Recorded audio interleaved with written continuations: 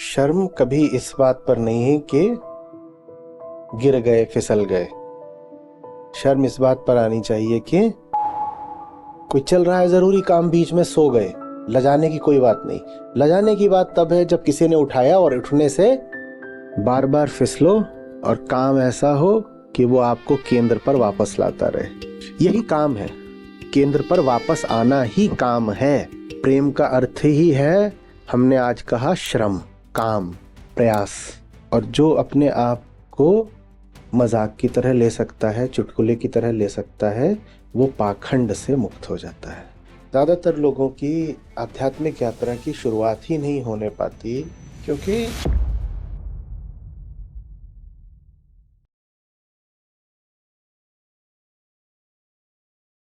अहम की प्राकृतिक वृत्ति क्या है?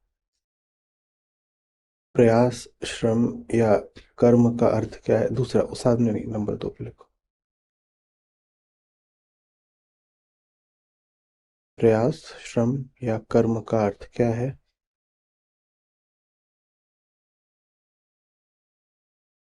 समाधि माने क्या? प्रकृति से ही उपजता है ना अहंकार। तो वृत्ति उसकी प्राकृतिक है, माने प्रकृति की ओर है।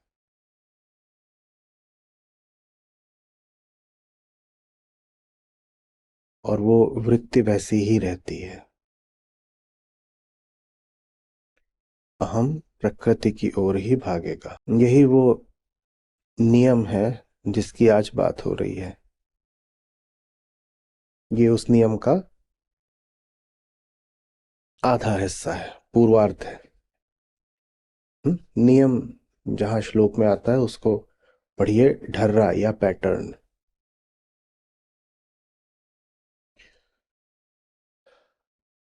तो अहम का काम है प्रकृति की ओर भागना। वो प्रकृति जनित है और वो उधर को भागेगा। और ऐसा आप देखें, ऐसा आपके अनुभव में आए तो कुछ आपने विशिष्ट नहीं देख लिया। हम्म? जो लोग कुछ दिनों तक किसी साधना में रह लेते हैं या ग्रंथों का सेवन कर लेते हैं, उनको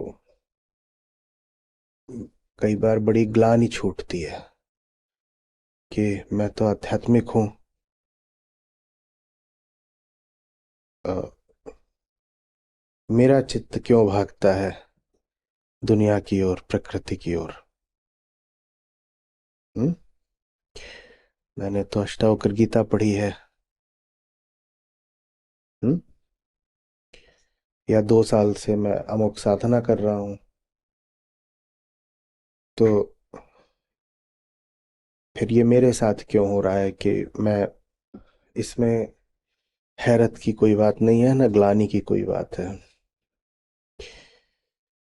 ये चीज ऐसी है जिसको आप बदल नहीं सकते। मुनि अष्टावकर कह रहे हैं, नियम, नियम जन्मगत नियम है। वो बना ही ऐसा है। हम्म? उसकी संरचना ही ऐसी, डिजाइन ही ऐसा है। तो इसमें आश्चर्य करने की कोई बात नहीं अगर आप अपने आप को संसार की ओर फिसलता पाते हो। कितना भी अध्ययन कर लेने पर, कितना भी अवलोकन कर लेने पर, हम्म? कितनी भी आपकी उम्र हो जाए, बहुत आपने दुनिया देख ली, फिर भी आप पाओ कि पुरानी ही बातें, पुरानी ही भूलें दोहराने को जी मचलता है। तो इसमें बहुत अफसोस करने की कोई बात नहीं है। नियम पर अफसोस नहीं किया जाता, किया जाता है क्या? अजीब बात होगी। ये गेंद है, कुछ भी है, ये है, इसको कितना भी ऊपर फेंको, कहाँ को आएगा? नीचे को आएगा। अब नीचे को आए तो हम छाती पीटने लगे कि ये नीचे क्यों आ रहा है, तो ये तो कोई है ना। तो अहम पैदा तो जड़ता से ही होता है, रासायनिक ही तो है ना। विज्ञान जैसे जैसे तरक्की करेगा वो ये भी बता देगा कि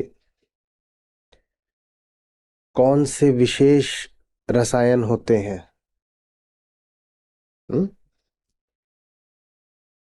जिनसे जो आई सेंस है वो निर्मित होती है। तो रासायनिक है, और रसायन अपने नियम नहीं छोड़ सकता, या छोड़ सकता है? हम्म साधारण दबाव हो, पानी को हम गर्म करेंगे तो 100 डिग्री पर ही। अब आप उसको होली वाटर बोल लो तो भी कुछ फर्क तो पड़ता नहीं, है ना। आप कह दो कि ये बड़ा पवित्र जल है, तो भी कितने पर उबलेगा? 100 पे ही उबलेगा। और आप कह दो ये बहुत ही बेकार किस्म का जल है, ये शराब के अड्डे का पानी है, तो वो भी कितने पे उबलेगा? तो अहंकार भी ऐसा ही है, ठीक है। उसकी उत्पत्ति जड़ पदार्थ से ही है, वृत्तियां जड़ ही होती हैं। वृत्ति माने और कुछ नहीं, आदत, आदत माने और कुछ नहीं। इसको अच्छे से समझ लीजिए, आदत माने रासायनिक नियम, रासायनिक नियम वही आदत है।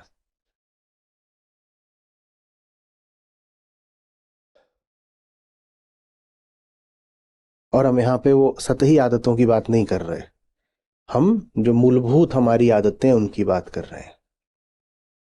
मूलभूत आदतें क्या? लालच, डर, अज्ञान, वो भी आदत ही है। वासना, ये आदत है, और ये पूरी तरह से रासायनिक है। ज्ञानी इनको देखकर क्षुब्ध नहीं होता, वो इनको दबाने छुपाने का प्रयास नहीं करता, इसलिए वो पाखंड से मुक्त रहता है। वो भली भांति जानता है कि यदि शरीर है तो उसके रासायनिक नियम भी होंगे ही होंगे, ठीक है। वो अपने ऊपर किसी जन्मगत या शारीरिक देवत्व को आरोपित नहीं करता। वो नहीं कहता कि मैं विशेष हूं, मैं दैवीय हूं,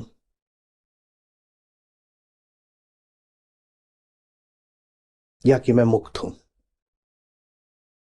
तो इसलिए आज का हमारा जो तीसरा बिंदु है वो यही है कि मुक्ति माने क्या। हम्म? अहम का अर्थ ही है वो जो अज्ञान से ही पैदा हुआ है। तो अगर वो अज्ञान विषयक गति करे तो इसमें हैरत कैसी? कोई हैरत नहीं।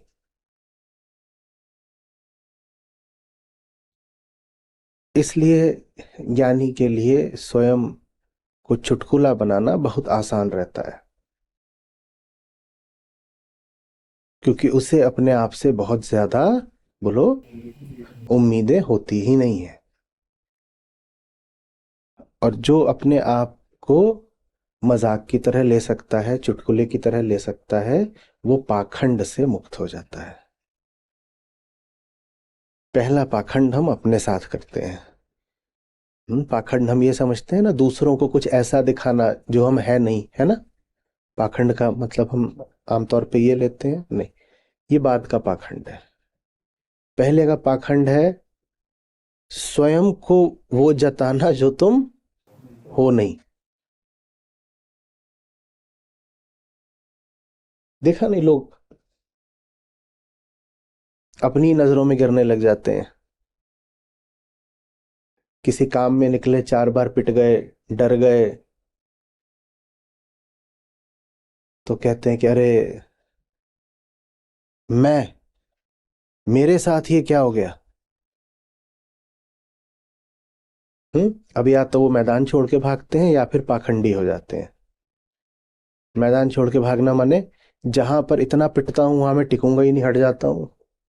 जब हट जाऊंगा तो पिटने की नौबत नहीं आएगी। एक ये तरीका है। और दूसरा तरीका पाखंड का है। पाखंड में क्या, मानो ही नहीं कि पिटे, छुपा जाओ, दबा जाओ।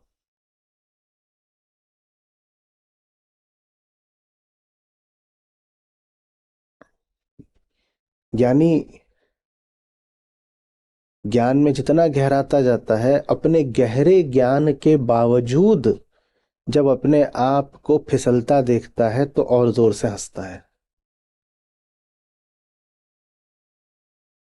और जोर से हंसता है। ये समझ में आ रही है बात?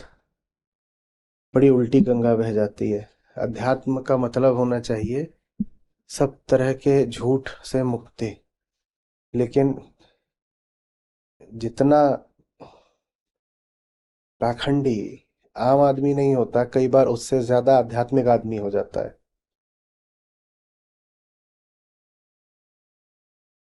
उसको आदर्श मिल गए हैं, छवियां मिल गई हैं।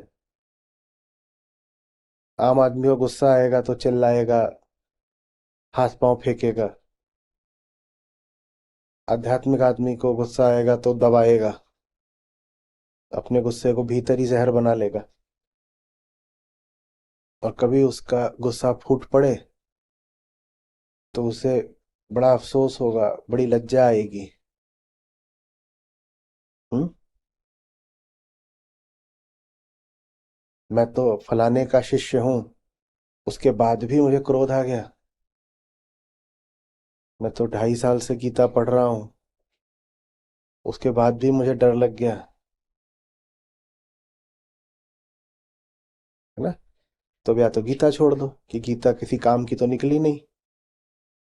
2.5 साल से गीता पढ़ी और तब भी क्रोध भी है और भय भी है, तो छोड़ दो गीता को। या फिर झूठ बोल जाओ कि न मुझे क्रोध आया न भय लगा।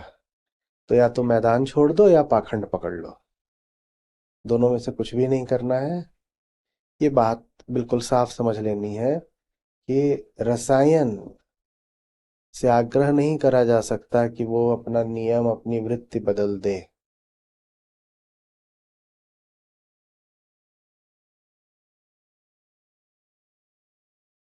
सारी बात समझ में?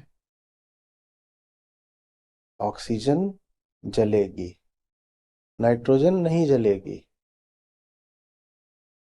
आप उनका व्यवहार नहीं बदल सकते सामान्यतया। हम्म इसी तरह से अहंकार भी रासायनिक है।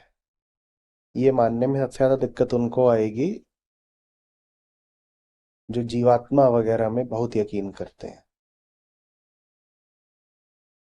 क्योंकि यदि जीवात्मा है तो रासायनिक नहीं है ना, फिर वो शरीर रासायनिक हो सकता है। जीवात्मा का तो अर्थ ही होता है कुछ ऐसा जो शरीर से अलग है। तो जीवात्मा तो रासायनिक होती नहीं। जो लोग इन बातों में बहुत विश्वास करते हैं, उनके लिए फिर पाखंड जरूरी सा हो जाता है। हम्म ज्यादातर लोगों की आध्यात्मिक यात्रा की शुरुआत ही नहीं होने पाती, क्योंकि शुरुआत होनी ही है जड़ता के नियम को स्वीकार करके। मैं जड़ हूं। जड़ माने जिसमें चेतना नहीं, होश नहीं, माने बेहोश। मैं जड़ हूं और अपनी जड़ता में वही पुराने अपने ढर्रे दोहराता रहता हूं। उसको ढर्रा बोलो तो ढर्रा, भूल बोलो तो भूल, जो भी बोलो उसको स्वीकार करना पड़ता है ना, पर हम स्वीकार ही नहीं करते। हमें कितनी बड़ी बड़ी उम्मीदें होती हैं अपने आप से। हमें लगता है हम अपनी नजरों में गिर जाएंगे अगर हमने स्वीकार कर लिया कि हम मूर्ख हैं। और तुम अगर मूर्ख नहीं हो तो आध्यात्मिक यात्रा शुरू ही क्यों हो? तुम मूर्ख नहीं हो तो ज्ञानी हो, ज्ञानी को किसी यात्रा की क्या जरूरत है? लोग नहीं मानते।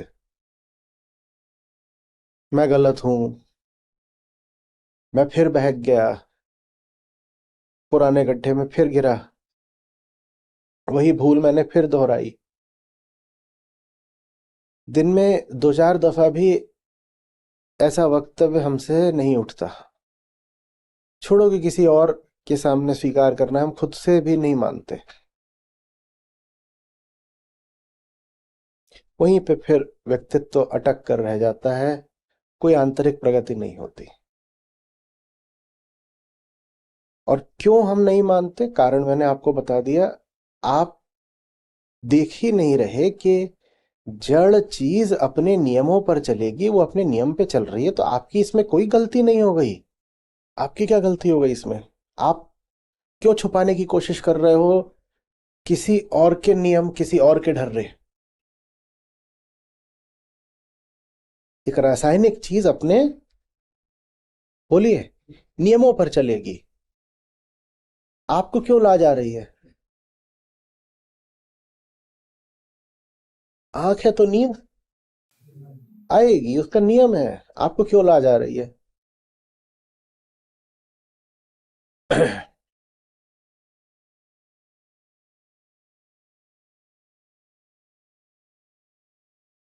इसी तरीके से अहम है तो उसमें जितने भी गुण दोष होते हैं वो रहेंगे। आपको क्यों लाज आ रही है? आपको लाज इसलिए आ रही है क्योंकि ज्ञान का पहला सूत्र ही आपको स्पष्ट नहीं है।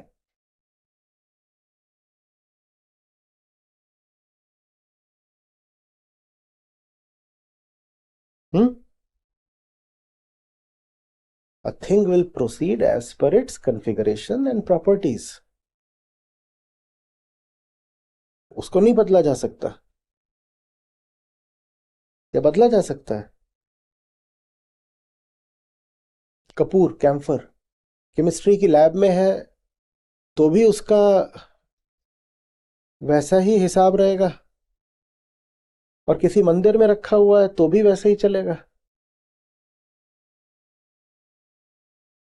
जरा सी आग दिखाओगे वो जल जाएगा। ये थोड़ी कहोगे कि पहले ये जो कपूर था ये केमिस्ट्री लैब में था तो सब्लिमेट कर जाता था जल के, पर अब तो मंदिर में आ गया है ना। अब मंदिर में आ गया है तो अभी भी ये पुराने ही नियमों पर क्यों चल रहा है? वो पुराने ही नियमों पर चलेगा। वो क्या है? वो जड़ है। जड़ पदार्थ अपने नियमों से बंधा होता है, वो नहीं बदलेगा। वो नहीं बदलेगा। वैसे ही 2 साल पहले भी मैं एकदम झुन्नू था। 2 साल से गीता पढ़ रहा हूं, अभी भी झुन्नू हूं।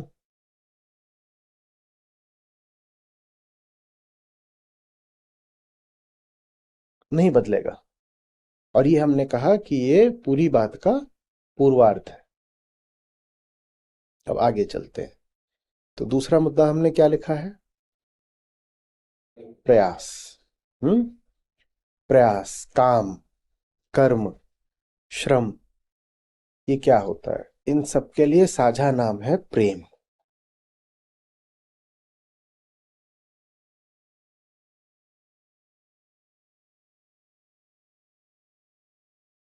तो अहम की जड़ता की अभी तक हमने बात करी कि वो अपनी वृत्तियों, आदतों, ढर्रों के वशीभूत रहता है ना। लेकिन बड़ी ये एक अजीब बात है कि उसके पास कुछ ऐसा है जो जड़ पदार्थ के पास नहीं होता। और वही एकमात्र चीज है जो जड़ होती नहीं, बाकी सब जड़ है। मनुष्य भी जड़ है, अंतरिक्ष भी जड़ है, ब्रह्मांड भी जड़ है, हमारी कामनाएं भी सब जड़ हैं, वृत्तियां भी जड़ हैं। बस अस्तित्व में एक बात होती है जो जड़ होती नहीं, वो होती है प्रेम। और इसलिए उस पर कोई नियम लगता नहीं। जड़ पदार्थ के नियम होते हैं, प्रेम का कोई नियम होता नहीं। नियम अगर लगा दिया प्रेम पर तो वो भी जड़ हो जाएगा। तो अहम की ऐसी एक विचित्र बात है, हम्म, कि वो जड़ भी है और चेतन भी है। जड़ भी है और चेतन भी है।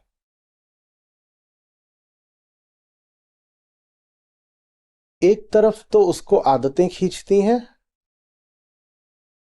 और दूसरी तरफ उसको प्रेम खींचता है। हमारा पुराना मॉडल याद आ रहा होगा, ठीक है ना।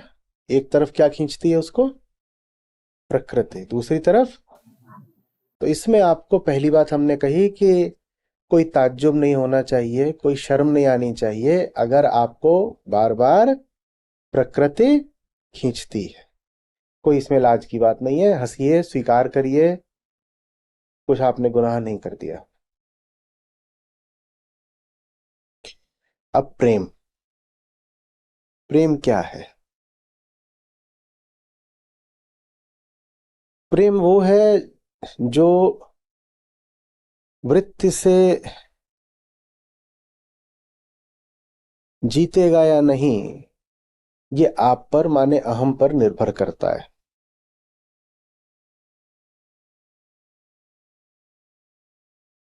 वृत्ति तो अपना काम कर ही रही है, वृत्ति को तो रोका जा नहीं सकता।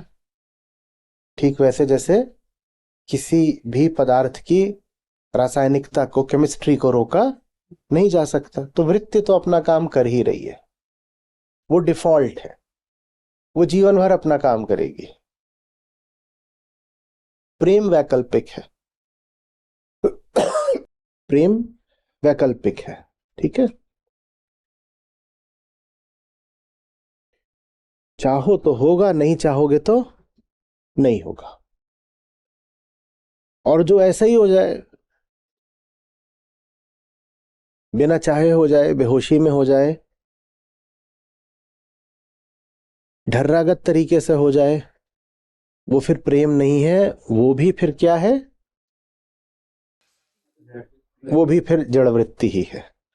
तो कई बार जो जड़ वृत्ति होती है उसी के खिंचाव को, आकर्षण को हम प्रेम कह देते हैं, वो प्रेम वगैरह है नहीं, ठीक है ना। हमने कहा था ना, हम भी जड़ है, हमारी कामनाएं भी जड़ है। तो जड़ कामना ही है जिसको हम भूल से प्रेम कह देते हैं। तो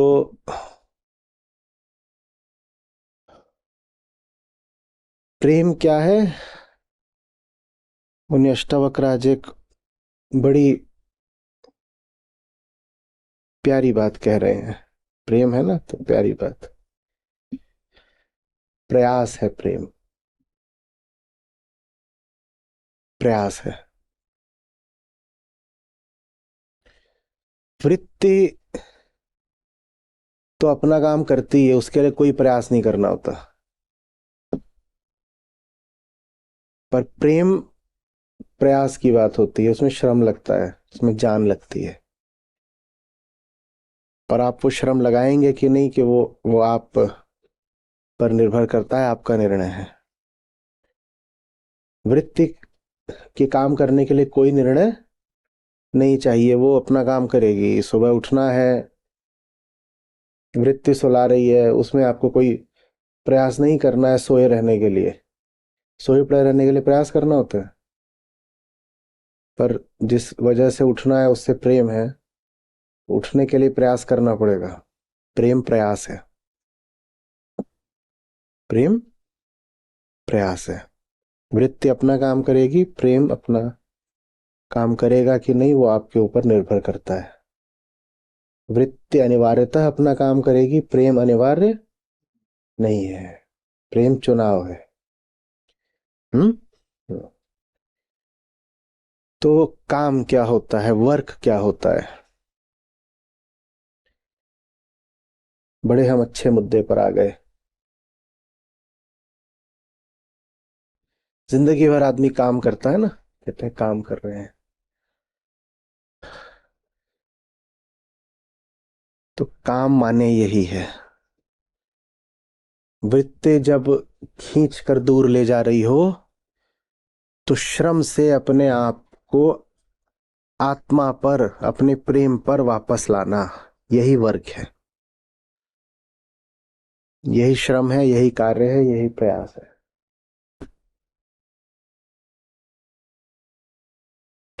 आप कह देते हो ना सुबह सुबह काम पर जा रहे हैं,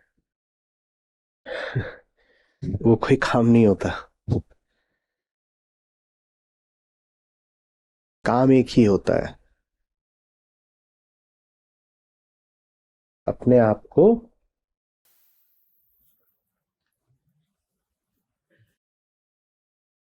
प्रेम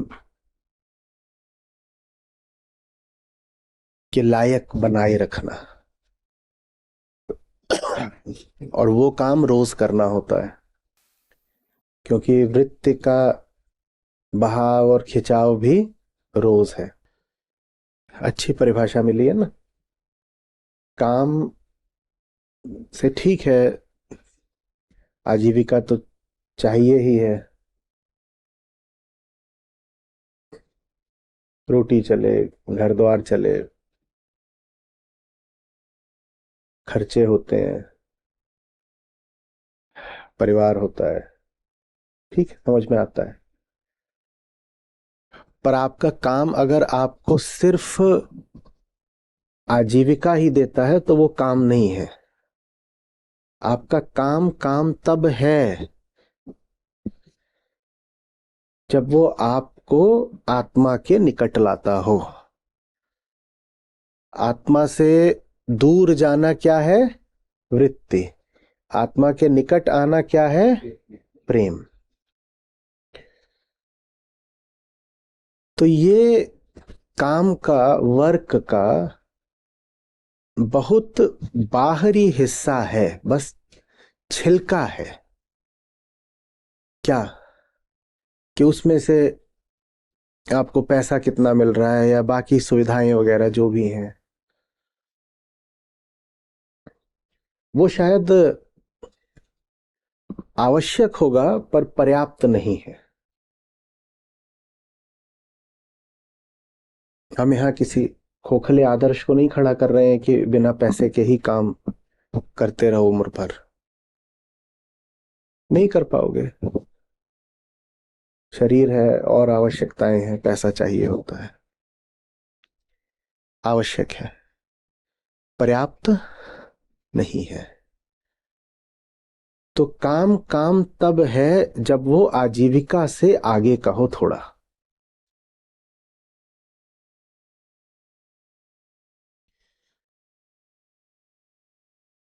वृत्ति के लिए कोई काम नहीं चाहिए, वृत्ति और काम का कोई रिश्ता नहीं है, बिना काम के भी वृत्ति अपना काम कर जाती है। या ऐसे कह दीजिए कि वृत्ति का काम तो बेहोशी में भी हो जाता है। होश वाला काम अलग है बिल्कुल।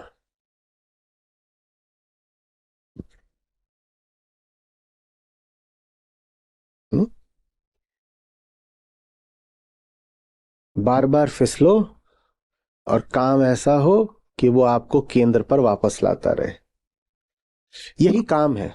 केंद्र पर वापस आना ही काम है, यही वर्क की परिभाषा है। अगर ऐसा होता कि हमारे पास कोई जरूरतें ही ना होती, न शरीर होता, न भूख होती, न छत की जरूरत होती, तो हम काम को बड़ी सूक्ष्म परिभाषा दे देते। जैसे अभी बोला कि केंद्र पर वापस आते रहना ही काम है, पर हम तो स्थूल प्राणी है, शरीर है, कपड़े मांगता है, गाड़ी भी चाहिए, घर भी चाहिए, ये सब चीजें होती हैं, परिवार होता है, बच्चे होते हैं, फीस दे। तो हम कह रहे हैं काम से रुपया पैसा और जो चीजें आपको मिलती हैं वो ठीक हैं, वो चाहिए, लेकिन उनको ही काम नहीं कहा जा सकता। वो काम का बिल्कुल बाहरी पारिधिक हिस्सा है। काम के केंद्र में प्रेम है। प्रेम का अर्थ ही है वापस आते रहना। हम पैदा हुए हैं यही श्रम करने को, कि वृत्ति हमें गिराएगी और प्रेम का श्रम करके हम उठ जाएंगे। यही काम है, और ये काम रोज करना है। जैसे आप रोज दफ्तर जाते हो, रोज ऑफिस जाते हो ना, तो वैसे ही वृत्ति रोज गिराएगी और हम काम करके रोज खड़े हो जाएंगे। हम काम नहीं भी करेंगे तो वृत्ति तो गिराएगी, वो ऑटोमेटिक है, उसको केमिकल है, उसको नहीं रोका जा सकता। हाँ, आप रोज खड़े हो गए कि नहीं वो आपके ऊपर है।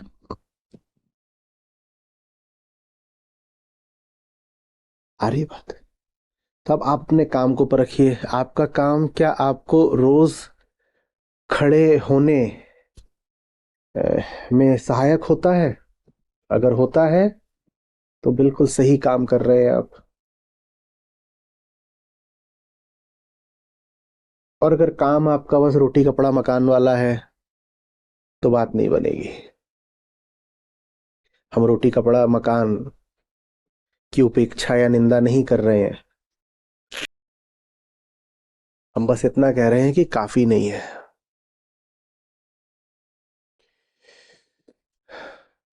क्योंकि जैसे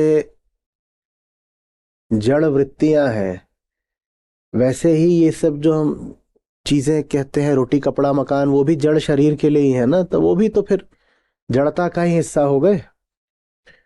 और अगर आप हर तरीके से जड़ ही हो तो जीवन कहाँ है? समझ में आ रही बात ये है। मुक्ति क्या है? आज का तीसरा बिंदु।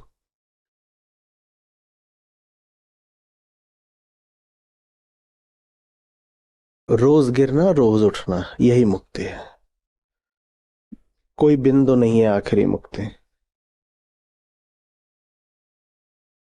प्रेम का अर्थ ही है, हमने आज कहा, श्रम, काम, प्रयास। रोज गिरोगे, ये शरीर ही ऐसा है कि रोज गिरोगे। कोई आके बोलता हो कि अब मेरे शरीर ने गिरना बंद कर दिया, एकदम पाखंडी है। नहीं हो सकता ऐसा।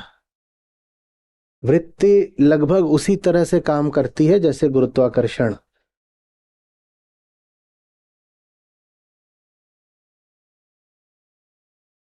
क्या अब आपके शरीर को गुरुत्वाकर्षण अनुभव नहीं होता? होता है ना, आप होंगे बड़े ज्ञानी। तो उसी तरीके से वृत्तियां भी अपना काम करती रहती हैं। दो मनुष्यों में अंतर ये बिल्कुल नहीं होता कि उनकी वृत्तियां सक्रिय हैं कि नहीं है। वृत्तियों के सक्रिय होने में कोई विकल्प नहीं होता है।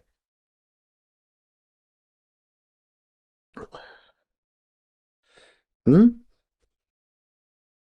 होली वाटर हो या सोडा वाटर हो, 100 डिग्री माने 100 डिग्री।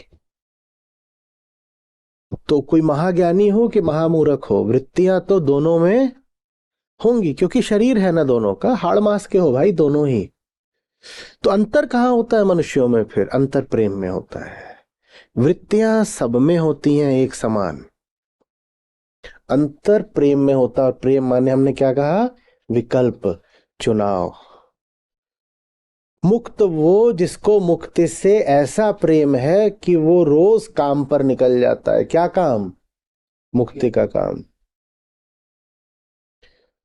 मुक्त वो जो रोज मुक्ति का प्रयास करता है। मुक्त हो नहीं गया, कोई आखिरी बिंदु नहीं है कि मुक्त है। मुक्त वो जिसको मुक्ति से प्रेम है बस। जिसको मुक्ति से प्रेम है, जो रोज खड़ा होके कहता है आज फिर काम पर निकल रहे हैं, वो मुक्त है। कोई मन में छवियां मत बना लीजिएगा मुक्ति की।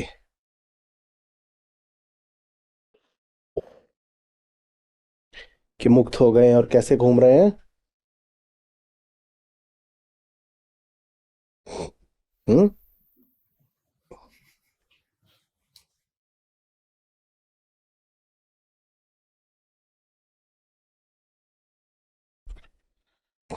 प्रेम, प्रयास, श्रम,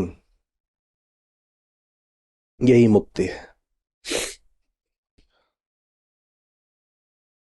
मुक्ति से अनवरत प्रेम, यही मुक्ति है।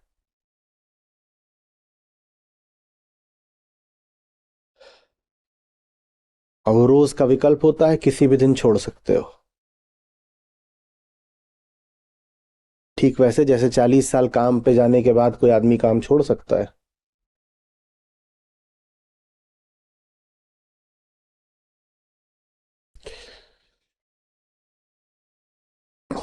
बहुत महीन डोर होती है।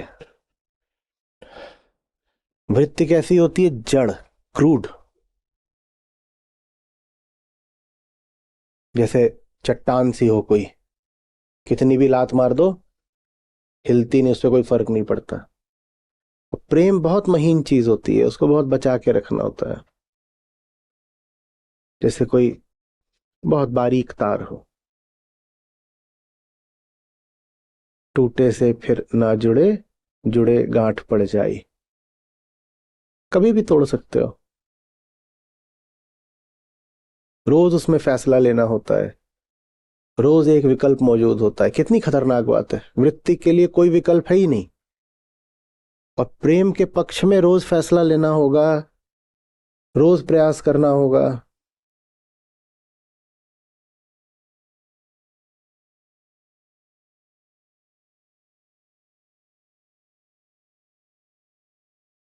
अरे समझ में।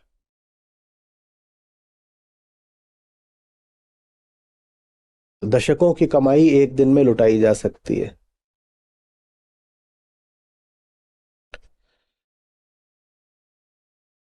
और दशकों से कोई जड़ पड़ा था, वो एक दिन ये फैसला कर सकता है कि नहीं अब काम करूंगा।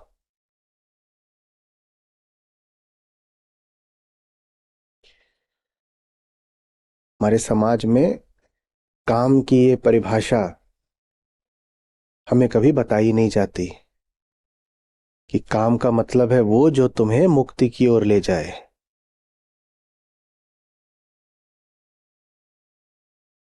शर्म कभी इस बात पर नहीं है कि गिर गए, फिसल गए। ये कोई शर्मिंदा होने की बात नहीं है। शर्म इस बात पर आनी चाहिए कि मान ही नहीं रहे कि फिसल गए।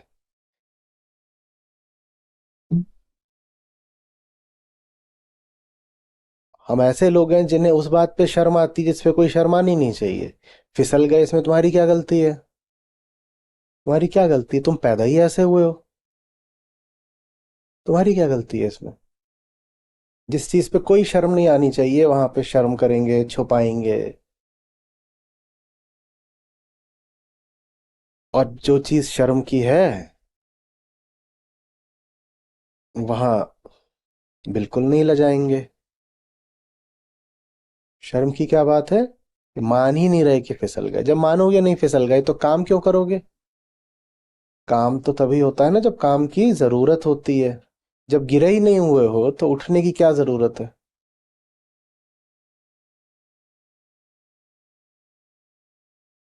थोड़ा भी ज्ञान आए तो तत्काल ये मान लिया करो कि वृत्ति सक्रिय है, अपना काम कर रही है।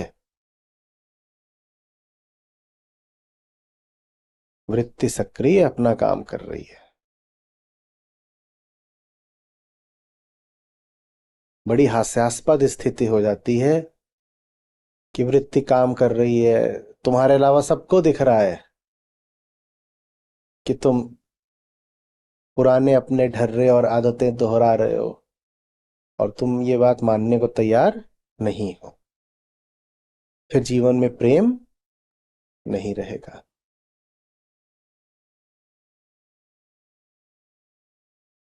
हम्म? प्रेम सक्रिय ही तभी होता है जब दूरी बनती जब मिलन हो जाता है तब तो प्रेम का भी लोप हो जाता है ना। जब मानोगे कि गिर गए हो, उस मानने से ही प्रेम सक्रिय होता है। तो मानेगा ही नहीं कि गिरा हुआ है, उसका प्रेम भी सोया रहेगा। प्रेम माने उठने की चाहत, जो गिरा ही नहीं है उसकी उठने की चाहत क्यों सक्रिय होगी।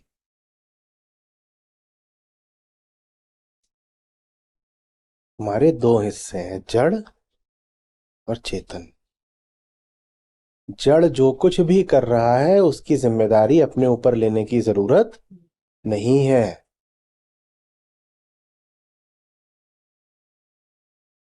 क्योंकि उसमें आपका चुनाव ही नहीं था। जब चुनाव नहीं तो जिम्मेदारी क्यों लूं।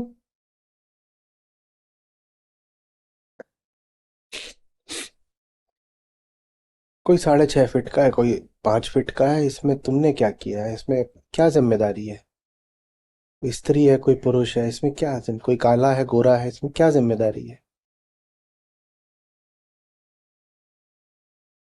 जिम्मेदारी वाला क्षेत्र कौन सा है, वो प्रेम का क्षेत्र है। वहां है विकल्प, वहां है चुनाव।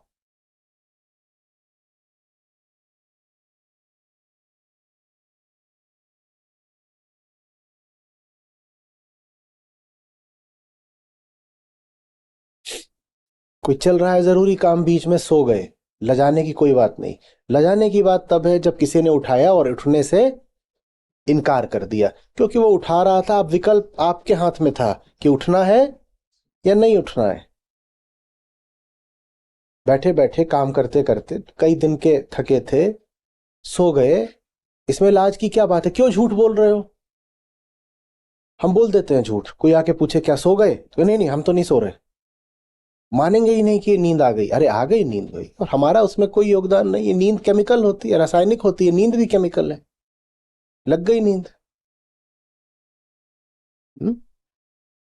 जड़ से आइडेंटिफाई नहीं करना है। वृत्ति अपना काम कर रही है, उसमें न आपके लिए कोई श्रेय है न ग्लानि।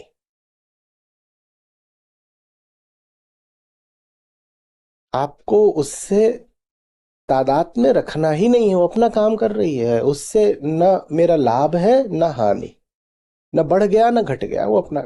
हाँ, मैं बढ़ घट वहां जाता हूं जहां मेरे विकल्प का क्षेत्र है। गिर गए कोई बात नहीं, पर उठने का अवसर था, वहां पर फैसला किया कि नहीं उठेंगे, तो गड़बड़ है। हम्म? और इसमें भी कोई लज्जा नहीं कि बार बार गिर गए। हम पैदा ही ऐसे हुए हैं और जीवन बार बार गिरने का ही नाम है। हाँ, ये हो सकता है कि गिरने के तल बदलते रहे, कि पहले यहां गिरा करते थे, चलो भाई थोड़ा चेतना का स्तर उठा तो अब यहां पे गिरते हैं, और उठा तो अब यहां पे गिरते हैं, और उठा तो अब यहां पे गिरते हैं। जो जिस तल पर है वो अपने ही तल पर गिरेगा जरूर। और कोई आके ज्ञानी कह रहा है मैं तो कभी गिरता ही नहीं, भग पाखंडी।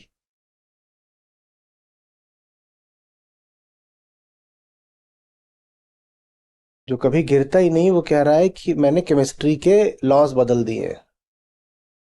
हो सकता है ऐसा। हाँ, गिरने के तल जरूर बदल सकते हैं, वो ठीक है, उतना हो सकता है।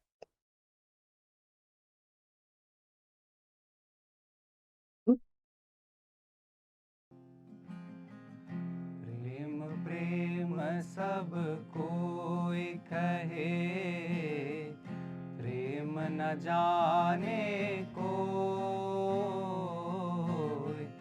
प्रेम प्रेम सब कोई कहे, प्रेम न जाने को। जा मार्ग साहब मिले, प्रेम कहावे सोए रे साधो, प्रेम कहावे सो।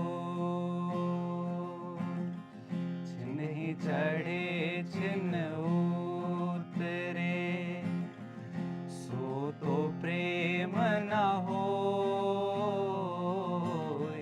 छिन्हि चढ़े छिन्न उतरे, सो तो प्रेम न होय। अघट प्रेम पिंजर बसे, प्रेम कहावे सोए रे साधो, प्रेम कहावे सो। साधु सोता क्या करे, जागो जपो मुरार। साधु सोता क्या करे, जागो जपो मुरार। एक दिन तो है सोवना, लंबे पाँव पसार रे साधो, लंबे पाँव पसार। नींद निशानी मौत की, उठ कबीरा जाग। नींद निशानी मौत की, उठ कबीरा जाग।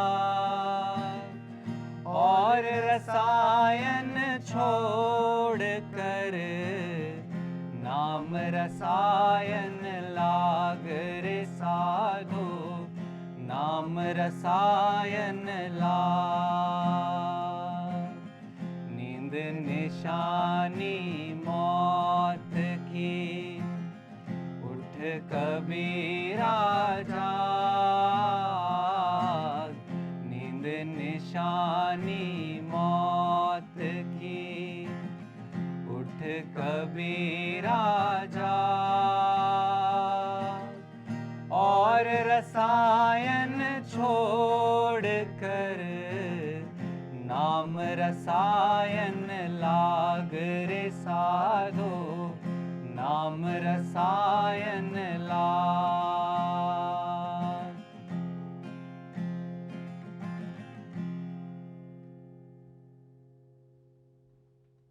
आपको खुशी होगी इस नाते जो हमारी अपनी ऐप है जिसमें हमारे गीता और बाकी सब कार्यक्रम चलते हैं। यहाँ पर बुद्ध हैं, गीता है, उपनिषद हैं, अष्टावक्र हैं। ये मुझे मिले, मेरी ज़िंदगी बदली, ये तुम्हें मिलेंगे, तुम्हारी ज़िंदगी भी बदलेगी। सच पूछिए तो मतलब लाखों नहीं तो कम से कम हज़ारों ज़िंदगियाँ तो हैं जो बिल्कुल बदली हैं। 2 लाख से अधिक गीता प्रतिभागियों के साथ जुड़े आचार्य प्रशांत ऐप पर पहला महीना बिल्कुल फ्री गीता मिशन का पूरा एक्सेस। ऐप पर आपको मिलेंगे नियमित लाइव सत्र, हर दिन आचार्य प्रशांत के विशेष संवाद, गीता कम्युनिटी का एक्सेस, गीता परीक्षा, चयनित समाचार, ऑडियो बुक्स, कोट्स और भी बहुत कुछ। गूगल प्ले स्टोर या एप्पल ऐप स्टोर पर आचार्य प्रशांत सर्च करें और अभी डाउनलोड करें।